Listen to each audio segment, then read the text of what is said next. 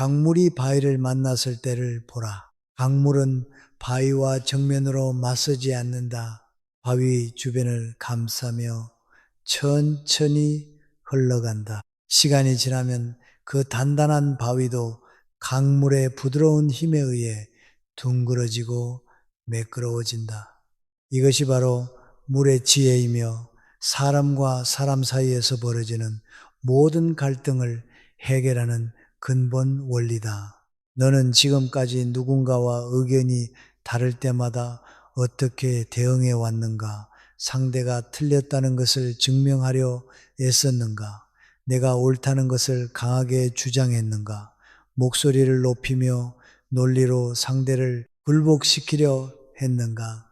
그럴 때마다 관계는 더욱 경직되고 마음의 거리는 멀어졌을 것이다. 바위와 바위가 부딪히면 둘 다 깨지는 법이기 때문이다. 김영석이 목민심서에서 강조한 것처럼 천하의 일이란 한 사람이 다 할 수 없다. 아무리 뛰어난 사람이라도 혼자서는 아무것도 이룰 수 없다. 다른 사람의 도움이 필요하고 다른 사람의 마음을 얻어야 한다. 그런데 어떻게 다른 사람의 마음을 얻을 수 있겠는가? 그 비밀이 바로 물의 지혜에 숨어 있다. 상선약수라는 말이 있다. 최고의 선은 물과 같다는 뜻이다. 물은 만물을 이롭게 하면서도 다투지 않는다. 모든 사람이 싫어하는 낮은 곳에 머물면서도 불평하지 않는다. 이것이 도에 가까운 삶의 자세. 원수조차 내 편으로 만드는 비밀이 바로 여기에 있다. 다투지 않는 것이다. 이기려 하지 않는 것이다. 상대를 굴복시키려 하지 않는 것이다. 그렇다면 구체적으로 어떤 말이 원수를 내 편으로 만들 수 있겠는가? 그것은 바로 당신 말이 맞습니다. 라는 인정의 말이다. 제가 잘못 생각했습니다. 라는 겸손의 말이다. 당신 덕분에 새로운 것을 배웠습니다. 라는 감사의 말이다. 당신도 힘드시겠어요? 라는 이해의 말이다. 이런 말을 들으면 너는 속으로 생각할 것이다. 그럼 내가 항상 지고 들어가라는 말인가? 내 자존심은 어떻게 하란 말인가? 하지만 이것이야말로 가장 큰 착각이다. 진정한 승리는 상대를 이기는 것이 아니라 상대의 마음을 얻는 것이기 때문이다. 물을 보라. 물은 항상 낮은 곳으로 흐르는 높은 곳에 올라가려 애쓰지 않는다. 그런데 결국 모든 물은 바다로 흘러들어가 가장 큰 존재가 된다. 겸손이야말로 가장 큰 힘이요. 낮춤이야말로 가장 높은 지혜인 것이다. 사람들은 누군가 자신을 인정해주고 이해해줄 때 마음의 문을 연다. 반대로 누군가 자신을 공격하고 비판할 때는 마음의 문을 굳게 닫는다. 이것은 인간의 본성이다. 그러므로 상대의 마음을 얻고 싶다면 먼저 상대를 인정하고 이해하는 모습을 보여야 한다. 김영석은 말했다. 마음속으로 남의 은혜를 받고자 하는 생각을 버린다면 저절로 마음이 편안하고 기분이 화평스러워져 하늘을 원망하거나 사람을 원망하는 병통은 사라질 것이다. 상대방에게서 무엇인가를 얻으려 하지 마라. 오히려 상대방에게 무엇인가를 주려고 하라.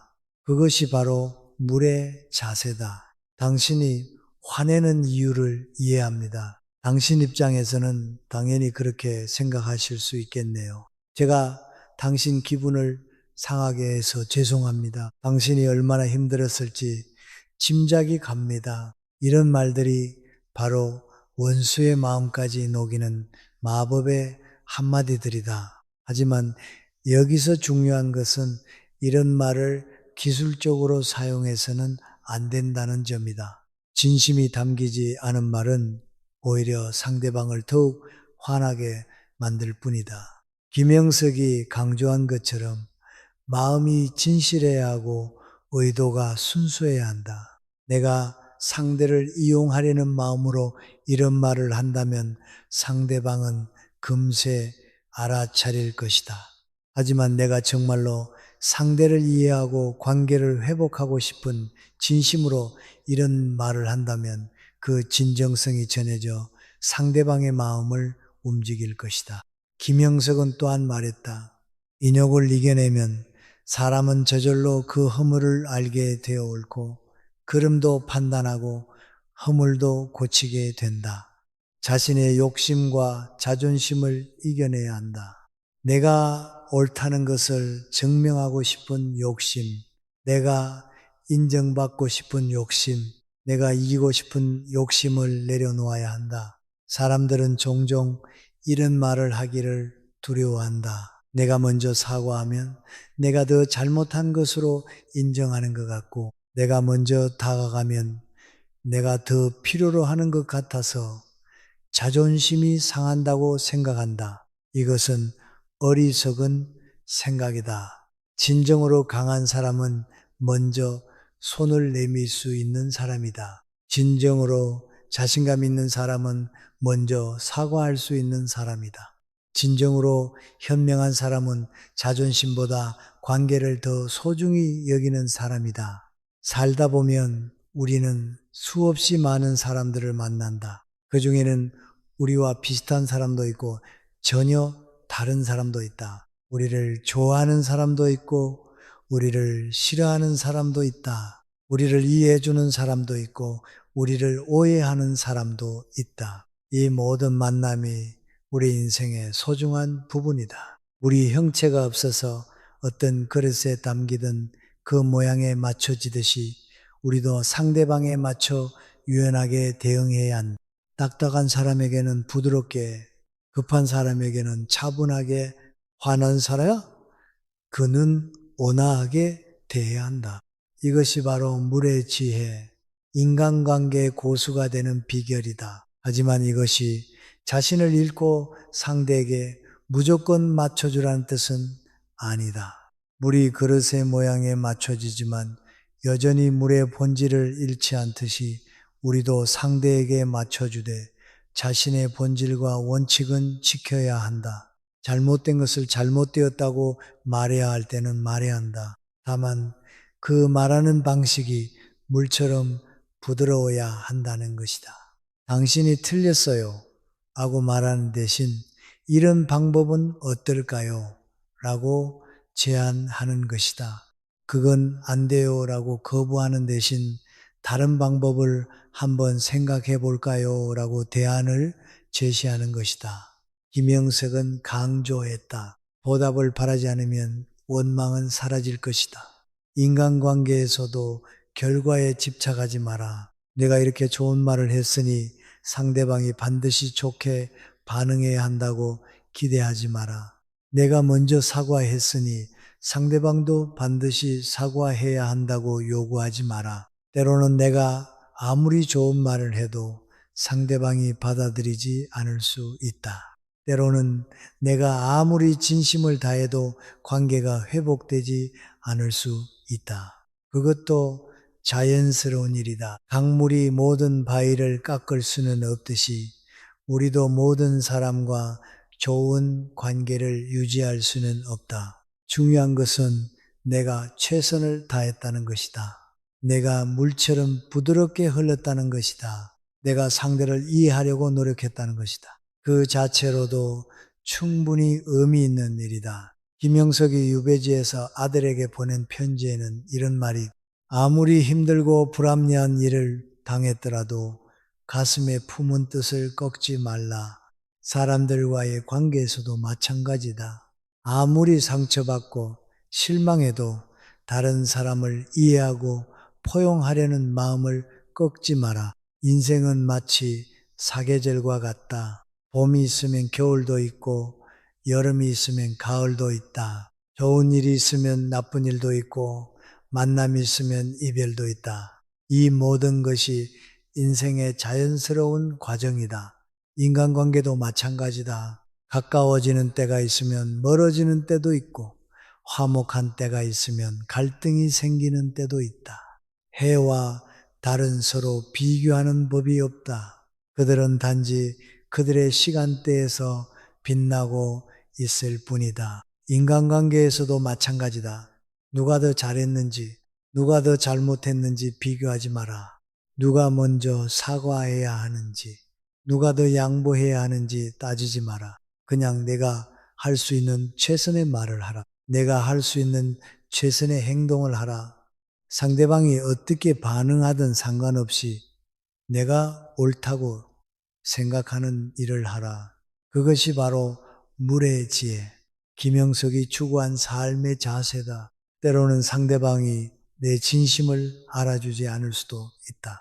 때로는 내가 아무리 좋은 말을 해도 관계가 나아지지 않을 수도 있다. 하지만 그것도 괜찮다. 중요한 것은 내가 물처럼 흘렀다는 것이다. 내가 최선을 다했다는 것이다. 김영석은 목민심서에서 지위가 높은 사람의 한마디는 아랫사람의 인생을 들었다, 놓았다 한다고 말했다. 말의 힘이 얼마나 큰지를 강조한 것이다. 하지만 그 힘은 상대를 무너뜨리는 데 사용할 수도 있고 상대를 일으켜 세우는 데 사용할 수도 있고 무심코 던진 한마디가 비수가 되어 밝힌다. 김영석의 말처럼 우리는 말의 무서운 힘을 알고 있다. 하지만 그 반대도 가능하다. 무심코 던진 한마디가 상처받은 마음을 치유하는 약이 될 수도 있다. 절망에 빠진 사람에게 희망을 주는 빛이 될 수도 있다. 원수를 내 편으로 만드는 것도 마찬가지다. 과거에 어떤 일이 있었는지는 중요하지 않다. 미래에 어떤 관계가 될지도 중요하지 않다. 지금 이 순간 내가 어떤 마음으로 상대를 대하는지가 중요하다. 지금 이 순간 내가 상대를 원수로 보지 않고 같은 인간으로 이해받고 싶어하는 존재로, 사랑받고 싶어하는 존재로 본다면 그것이 바로 변화의 시작이다. 그 마음에서 나오는 말 한마디가 바로 기적을 만드는 마법의 한마디가 되는 것이다. 김영석은 또한 말했다. 좋은 말도 가려서 하고 충고도 살펴서 하라. 아무리 좋은 말이라도 때와 장소를 가려서 해야 한다는 뜻이다. 상대방의 상황과 기분을 고려해서 말해야 한다는 것이다. 상대방이 화가 나 있을 때는 논리적인 설득보다는 감정을 달래주는 말이 필요하다. 상대방이 힘들어할 때는 해결책을 제시하기보다는 위로의 말이 필요하다. 상대방이 자신감을 잃었을 때는 격려의 말이 필요하다. 사람의 마음은 참으로 복잡하고 신비로운 것이다. 같은 말이라도 누가 하느냐에 따라, 언제 하느냐에 따라, 어떤 상황에서 하느냐에 따라 전혀 다르게 받아들여진다. 진심이 담긴 한마디는 천마디의 거짓말보다 더 큰 힘을 가지고 있다. 당신도 힘드시겠어요? 저도 그런 적이 있어요. 함께 해결해 봐요. 당신이 중요해요. 당신 없이는 안 돼요. 이런 말들은 계산에서 나오는 말이 아니다. 상대방을 하나의 인격체로 존중하는 마음에서 자연스럽게 나오는 말이다. 그리고 이런 말들이 바로 원수도 내 편으로 만드는 마법의 한마디들이다. 왜냐하면 모든 사람은 이해받고 싶어하고 인정받고 싶어하고 존중받고 싶어하기 때문이다. 이런 기본적인 욕구를 충족시켜주는 말을 들으면 어떤 단단한 마음도 녹을 수밖에 없다. 물론 이것이 항상 쉬운 일은 아니다. 특히 나에게 상처를 준 사람, 나를 무시한 사람에게 이런 말을 하기는 정말 어렵다. 자존심이 허락하지 않고 감정이 따라주지 않는다. 하지만 김영석은 말했다. 마음이 흔들렸다면 한 걸음 물러서 자신을 바라보라. 그것만으로 어지러움이 잦아질 것이다. 감정이 격해질 때는 잠시 멈춰서 깊게 숨을 쉬어라. 그리고 상대방을 하나의 인간으로 바라보라. 그러면 자연스럽게 연민이 생기고 자연스럽게 이해하는 마음이 생기고 자연스럽게 부드러운 말이 나올 것이다. 그리고 그 자연스러운 말이 바로 가장 큰 힘을 가진 말이 되는 것이다. 김영석이 유배지에서 깨달은 가장 큰 지혜 중 하나는 바로 이것이었다. 상대방을 바꾸려 하지 말고 자신을 바꾸라는 것이다. 상대방이 나를 이해해 주기를 기다리지 말고 내가 먼저 상대방을 이해하라는 것이다.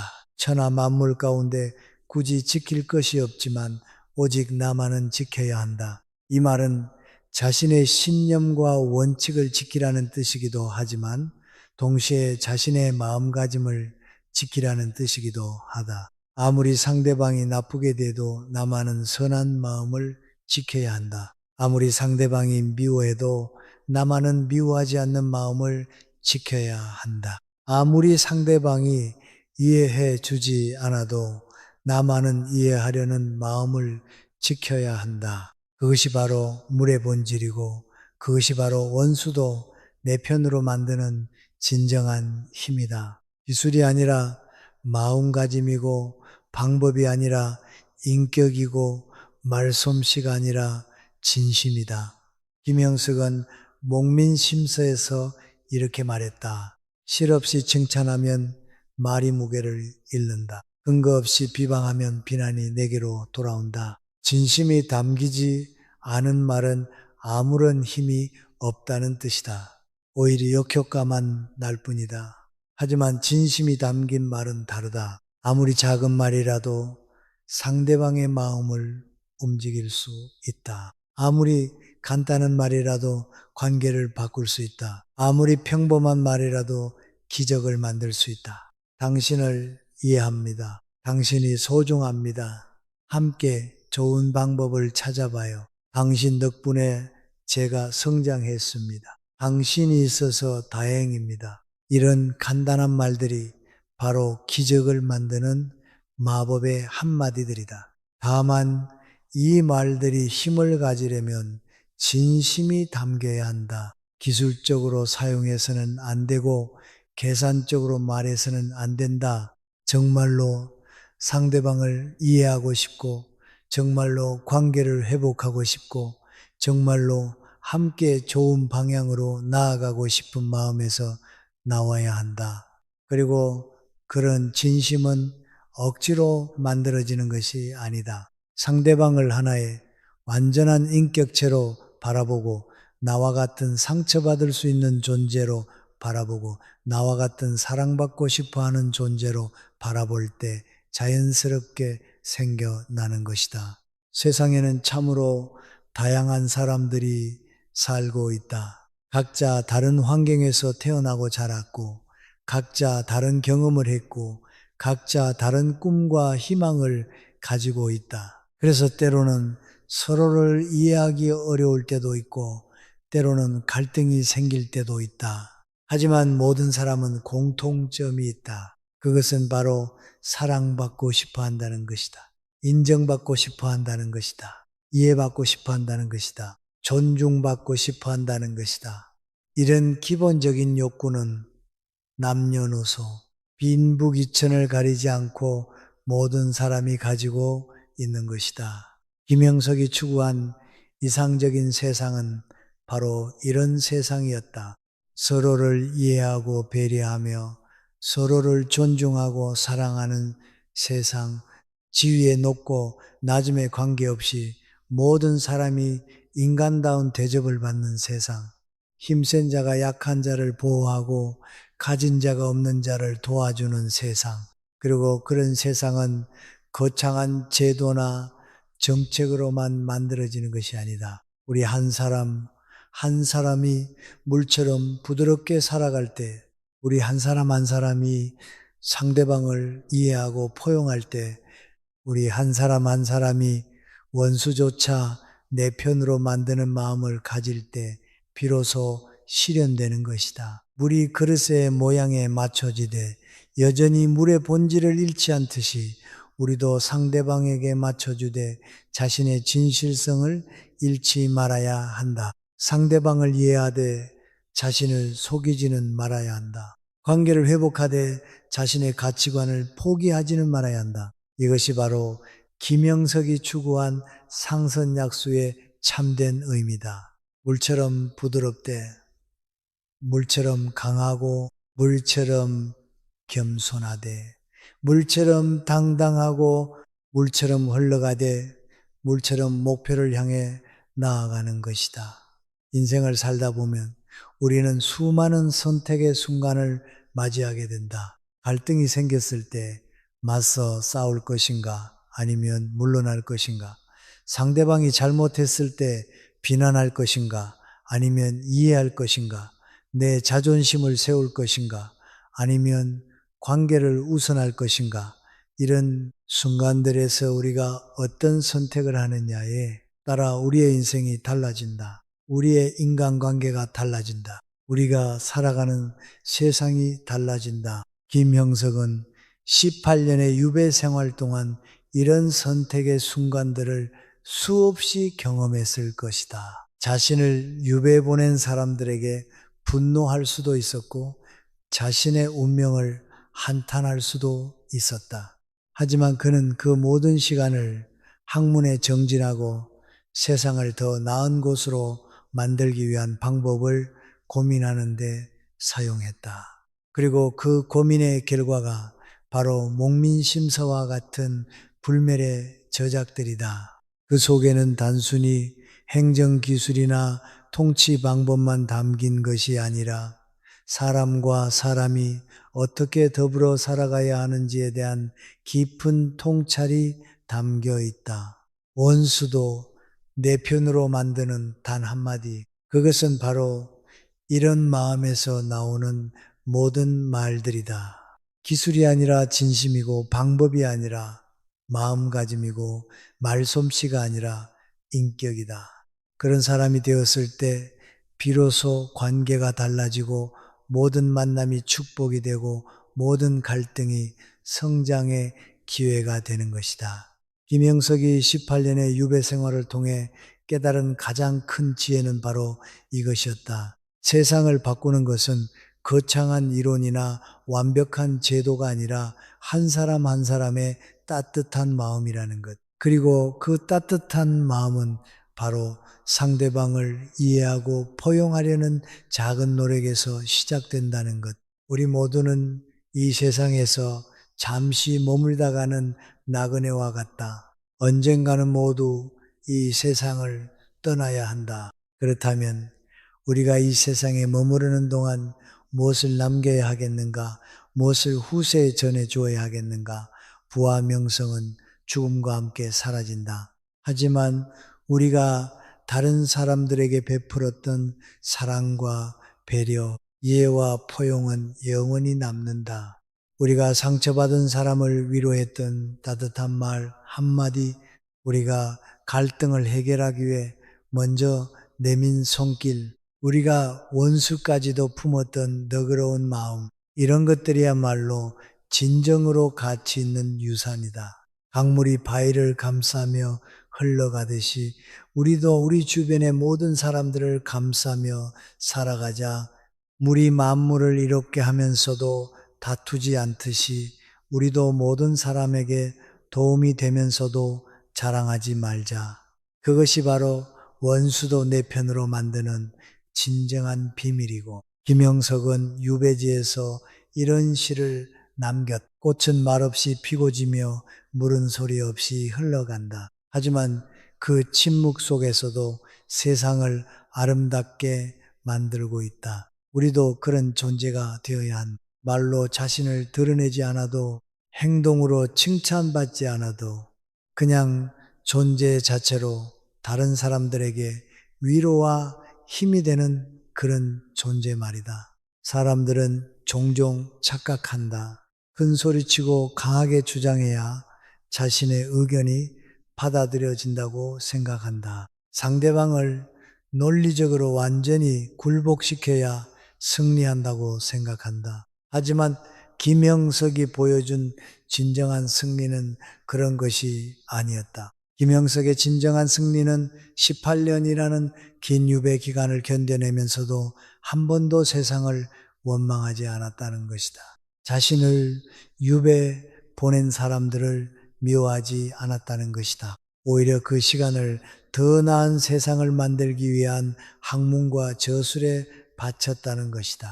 이것이야말로 상선약수의 실천이었다. 물처럼 낮은 곳에 머물면서도 불평하지 않고 물처럼 부드럽게 흐르면서도 자신의 본질을 잃지 않았던 것이다.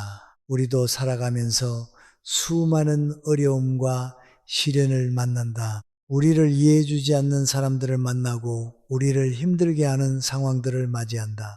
그럴 때마다 우리는 선택해야 한다. 화를 내며 맞서 싸울 것인가? 아니면 물처럼 부드럽게 흘러갈 것인가? 김영석은 후자를 선택했다. 그리고 그 선택이 결국 그를 불멸의 성인으로 만들었다. 그의 사상과 철학은 200년이 지난 지금도 여전히 우리에게 깊은 감동과 가르침을 주고 있다. 그렇다면 우리는 어떤 선택을 해야 할까? 눈앞의 작은 승리를 위해 관계를 희생할 것인가? 아니면 장기적인 관점에서 관계를 소중히 여길 것인가? 자존심을 세우기 위해 상대방을 굴복시킬 것인가? 아니면 겸손하게 먼저 손을 내밀 것인가? 김영석이 목민심서에서 반복해서 강조한 것은 백성을 사랑하는 마음이었다. 하지만 그 사랑은 단순한 감정이 아니었다. 구체적인 행동으로 나타나는 실천적 사랑이었다. 백성들이 굶주리지 않도록 창고를 관리하고 백성들이 억울함을 당하지 않도록 공정한 재판을 하고 백성들이 무거운 세금에 시달리지 않도록 세심하게 배려하는 것이었다. 인간관계에서도 마찬가지다. 사랑한다고 말만 하는 것이 아니라 구체적인 행동으로 보여주어야 한다. 이해한다고 말만 하는 것이 아니라 실제로 상대방의 입장에서 생각해 보려고 노력해야 한다. 포용한다고 말만 하는 것이 아니라 정말로 상대방의 부족함까지도 받아들이려고 해야 한다. 이런 마음가짐을 가질 때 비로소 말의 진정성이 담긴다. 그리고 그 진정성이 바로 원수의 마음까지도 움직이는 힘이 되는 것이다. 김영석은 또한 말했다. 뜻없이 한 행동이 걷잡을 수 없이 커진다. 우리가 무심코 하는 작은 행동 하나하나가 큰 결과를 가져올 수 있다는 뜻이다. 상대방에게 던지는 따뜻한 미소 하나, 상대방을 배려하는 작은 행동 하나, 상대방을 이해하려는 작은 노력 하나가 관계를 완전히 바꿀 수 있다. 반대로 무심코 던진 차가운 말 한마디, 상대방을 무시하는 작은 행동 하나, 상대방을 이해하려 하지 않는 무관심 하나가 관계를 완전히 망칠 수도 있다. 그러므로 우리는 항상 조심해야 한다. 내가 지금 하려는 이 말이, 내가 지금 하려는 이 행동이 상대방에게 어떤 영향을 줄지 한 번 더 생각해 보아야 한다. 내 편한 대로 말하고 행동하는 것이 아니라 상대방의 입장에서 생각해 보고 말하고 행동해야 한다. 이것이 바로 물의 지혜다.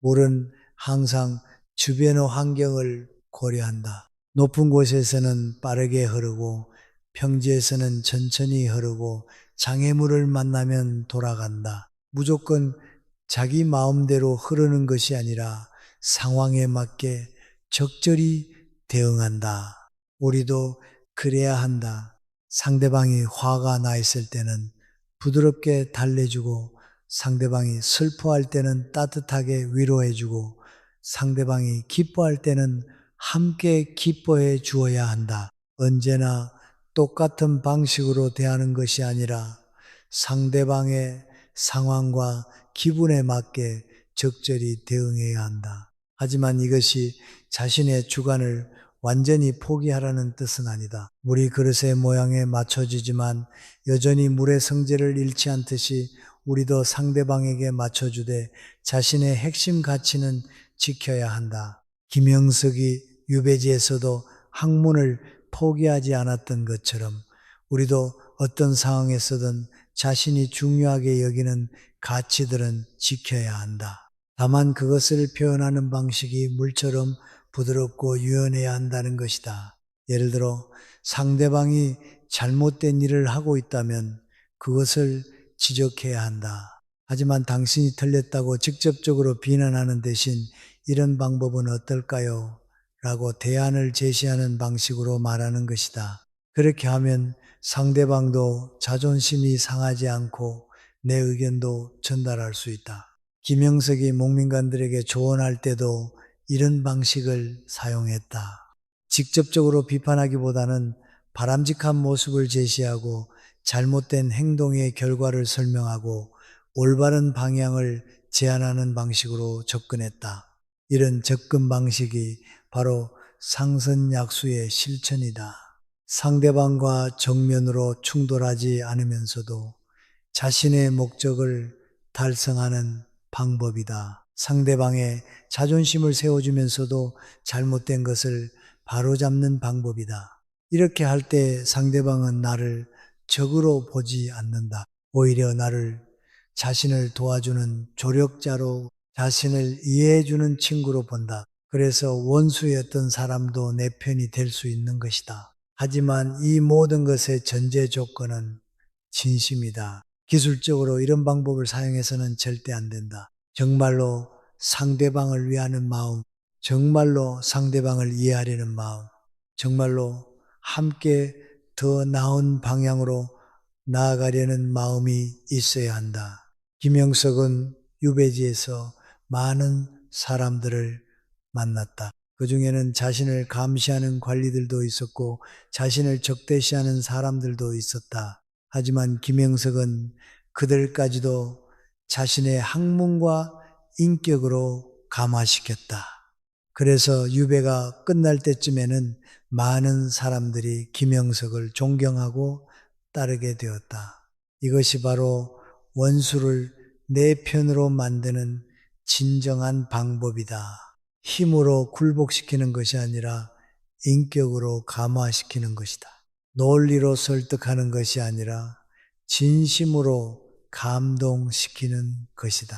그리고 그런 감화와 감동은 하루아침에 이루어지지 않는다. 강물이 바위를 깎는데 오랜 시간이 걸리듯이 사람의 마음을 바꾸는데도 오랜 시간과 꾸준한 노력이 필요하다. 김형석도 18년이라는 긴 시간 동안 꾸준히 자신을 갈고 닦았다. 그리고 그 결과로 불멸의 학자이자 성인이 될 수 있었다. 우리도 마찬가지다. 하루아침에 모든 사람과 좋은 관계를 맺을 수는 없다. 하지만 꾸준히 노력한다면, 꾸준히 물처럼 부드럽게 흐른다면 언젠가는 가장 어려운 사람들까지도 내 편으로 만들 수 있을 것이다. 마지막으로 김영석이 우리에게 남긴 가장 중요한 메시지를 되새겨보자. 그것은 바로 희망을 잃지 말라는 것이다. 아무리 어려운 상황에서도 아무리 사람들이 나를 이해해 주지 않아도 아무리 관계가 꼬여 있어도 희망을 잃지 말라는 것이다. 김영석 자신도 18년 동안 유배 생활을 하면서 절망할 만한 순간들이 많았을 것이다. 하지만 그는 끝까지 희망을 잃지 않았다. 언젠가는 자신의 뜻이 세상에 받아들여질 것이라는 믿음을 잃지 않았다. 언젠가는 더 나은 세상이 올 것이라는 희망을 잃지 않았다. 그리고 그 희망이 그를 지탱해 주었다.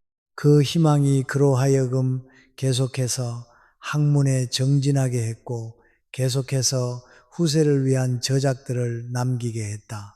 우리도 마찬가지다. 아무리 인간관계가 어려워도 아무리 사람들이 나를 이해해 주지 않아도 희망을 잃지 말자. 언젠가는 내 진심이 통할 것이라는 믿음을 잃지 말자. 언젠가는 원수였던 사람도 내 편이 될 수 있다는 희망을 잃지 말자. 그리고 그 희망을 가지고 계속해서 물처럼 부드럽게 흘러가자. 계속해서 상대방을 이해하려고 노력하자. 계속해서 진심으로 다가가자. 그러면 언젠가는 반드시 기적이 일어날 것이다. 언젠가는 반드시 모든 관계가 달라질 것이다. 오늘의 이야기는 여기까지입니다. 끝까지 시청해 주신 여러분 진심으로 감사합니다. 저희 김영석 인생조언은 앞으로도 당신의 삶에 빛이 되는 소중한 한마디를 전해드리겠습니다. 구독과 좋아요로 마음을 나눠주세요.